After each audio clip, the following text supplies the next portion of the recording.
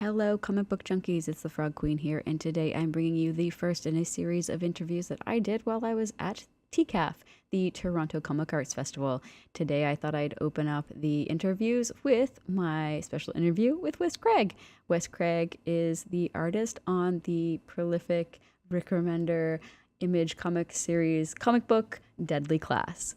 Of course, he has done so much other work otherwise for Marvel and DC. So let's just jump into it. Here you go.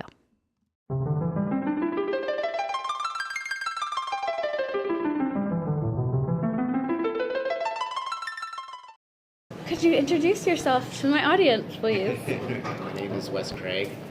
I'm the co-creator and artist of Deadly Class, and I write a book also called The Gravediggers Union that is drawn by Toby Cypress.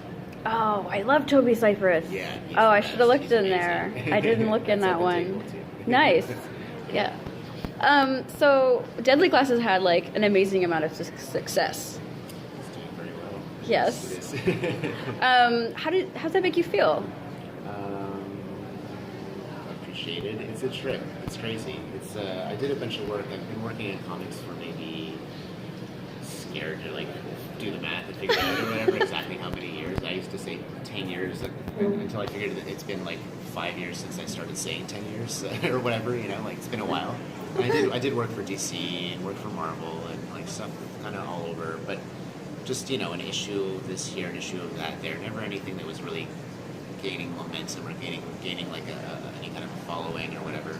And yeah, it's like the minute that I got the email from Rick Remender and he kind of he said I want to do this thing called Deadly Class, and the minute that I started doing that, it really kind of flipped my career. Like it changed a lot. I remember coming to TCAF. I don't even know if I was displaying or just going as a fan, but I knew a bunch of people in the comic community and met up with them for some beers, and it was the first time that I went in, and I forget who it was, but they're like, oh, this is Wes Craig, he does Deadly Class, and it's like the table like knew who I was from my work, and I was like, oh, it's the first time, like it felt like finally I'm kind of known for something, Yeah. and seeing people come up to the table, and it's weird, like in a good way. Their reactions sometimes like over just very excited, and it's kind of like, oh, I love your work or whatever. It never gets old. It's hard for an introverted person, but I'm not an introvert, but it's a weird feeling, but it's very very appreciated.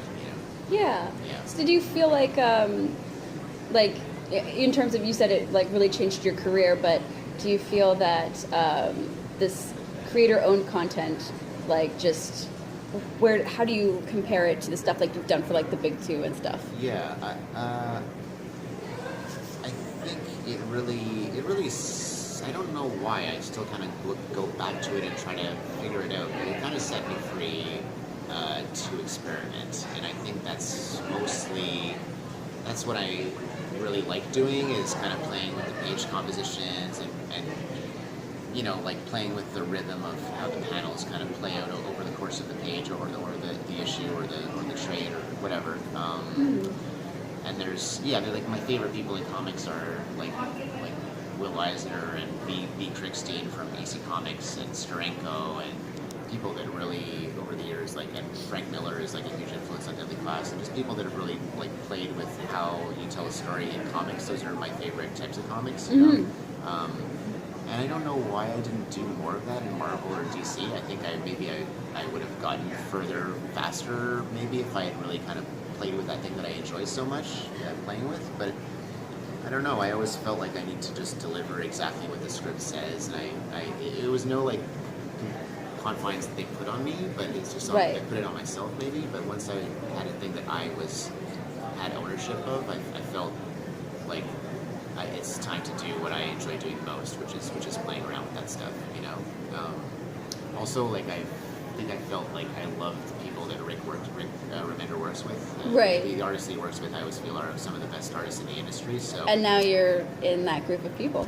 It's a weird. I always at conventions. It's like I'm not trying to toot my own horn. I'm just saying before I worked with him, I always really loved. I was like, man, this guy works with the best artists, and they're really. I really love. I just to each his own, but I really like Rick's taste in the people that he works with, obviously. But I always, on the other side of it, I always felt like these guys are the best guys, and I didn't feel like in terms of illustration style, I didn't feel like I was on par with them. So I felt like I needed something that would make me stand out, you know. And I'm like, I don't feel like in terms of like the best illustrators, I wasn't there. But what I could bring is playing with compositions and that kind of stuff. I felt like I was really good at doing that. So I think that's probably why I pushed that as something that you can get in Deadly Class that you can't get in other books. You know? Yeah. Cool. I was going to say, I have a question. It's totally sprung off of what you just said, and then I forgot. It'll come to me. This happens to me all the time, Yeah, especially during cons. So what's your favorite thing about TCAF? Favorite thing about TCAF is actually walking the floor and finding new stuff that I didn't. Well, I mean, some of the books that I got today were things that I had been aware of, and I was just kind of, I don't know, it's like, you know, I'm just a cheap person, so I'll pick it up and like, maybe I'll buy it, maybe I'll just think about it for a while. You know, I don't like the impulse buying. I end up with a huge bookshelf of stuff that I haven't read if I'm not more cautious. Oh, yes. But anyway, there's things that I thought about, like, okay, TCAF, it's coming, I'm gonna get it here. So there's stuff that I knew about, like I just got Carl's Space from Jesse Jacobs, and now I'm completely blanking on everything else that I got. What else did I get? Just some stuff from Koyama Press, and you know, just like a lot of this, like looking at the Dronic Quarterly booth and Venture Graphics and all that stuff. But there's also a bunch of publishers that I just don't know about and discovering. And I feel like at other conventions, I kind of sit at my table, and I'll go around once in a while, but at the same time, I know like what DC and Marvel and Image and Dark Horse are doing. I'm in that world. I'm not really in the indie world of comics, so it's kind of like there's a lot more surprising stuff for me to discover here. So yeah, so like this show and, you know, Mocha and SPX, those types of shows, it's always way more of finding new stuff to steal from. Yeah, exactly. Yeah, that's what I'm told all great artists do. Oh yeah. Is steal.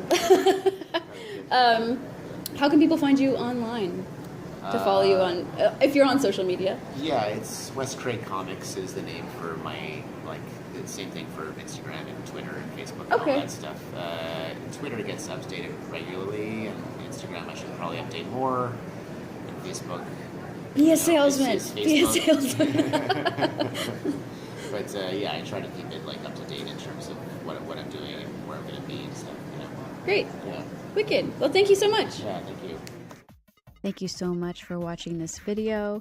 Please click the subscribe button if you haven't already, and follow me on social media. I am very active on Twitter and Instagram. You can find the links in the description below. Follow Wes on all those platforms as well. Please check out my other videos. Of course, there will be more coming up from TCAF, and of course always uploading new creator interviews and reviews.